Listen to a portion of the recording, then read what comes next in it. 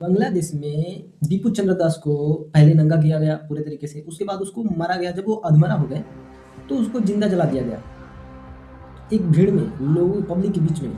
ये किया गया वहाँ की मुस्लिम मेजोरिटी के लोगों ने, जो रेडिकलाइज ये चीज़ें करते हैं। अब इसलिए ये हुआ कि दीपू चंद्र दास ने ये कहा था कि सबके अलग अलग भगवान होते, गॉड होते हैं और सबकी अलग अलग अपनी आस्था है। इसलिए वहाँ के जो मुस्लिम मेजोरिटी के पीपल, वाइट रेडिकलाइज थे, उनको ये चीज़ बुरी लगी कि ये तो हमारे अगेंस्ट, उनको लगा कि ये तो हमारे अगेंस्ट है।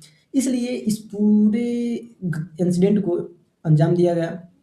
उसके बाद उन्होंने ये बोला कि ये हमारे प्रॉफिट मोहम्मद के अगेंस्ट बोले हैं। उसके बाद जो इस फैक्ट्री में काम करते थे, चंद्रदास जिसमें काम करते थे, the daily news paper, the daily star newspaper, जो कि वहाँ की बांग्लादेश की लीडिंग करती है शेख हसीना के कंट्री में।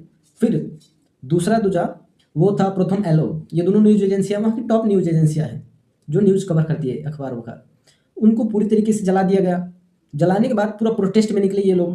प्रोटेस्ट में निकलने के बाद वहाँ के जो इन चीज़ों को कैप्चर किया था न्यूज़पेपर का, जो वो जर्नलिस्ट था, उसको पूरे तरीके से एम्ब्रेस किया गया। उसके बाद जो लोग ये सेकुलर का ज्ञान देते हैं कि सेकुलर ये है, सेकुलर वो है, इस टाइम पर पॉलिटिशियंस, और ये क्यों किया गया, एक इलेक्शंस के लिए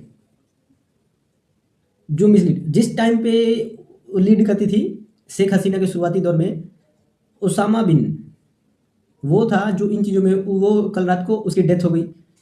उसके बाद ये पूरा प्रोटेस्ट रोड पे निकले और इन चीज़ों को विक्टिम बनाया जा रहा है और इसको बहुत बड़ी इश्यूज में, जो भी ऐसा नहीं करना चाहिए था। चंद्रदास के साथ गलत हुआ क्योंकि ये इंडिया है और हमारी गवर्नमेंट को भी कुछ इस पे वर्क करना चाहिए, क्योंकि शेख हसीना को जब भी प्रॉब्लम होती है तो इंडिया में आती है। तो शेख हसीना को सोचना चाहिए कि ये चीज़ें नहीं होनी चाहिए, बिकॉज हिंदुओं के लिए एक ही देश है इंडिया जो सेफेस्ट है। बट यहाँ भी थोड़े बहुत ये चीज़ें इलीगल इशू बढ़ रहे हैं, तो इन चीज़ों पर वर्क करना चाहिए और आई थिंक सरकार को लेना चाहिए।